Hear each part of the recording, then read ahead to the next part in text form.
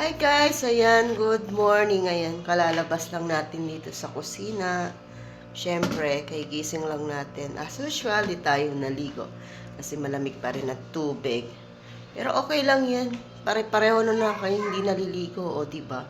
Pero mabango pa rin yan. Ayan, so, good morning. It's another new day. It's another blessing. Alam nyo ba yung paggising natin sa umaga is napakalaking blessing na po yan. So, dapat na po natin ipagpasalamat yan. So, thanks God.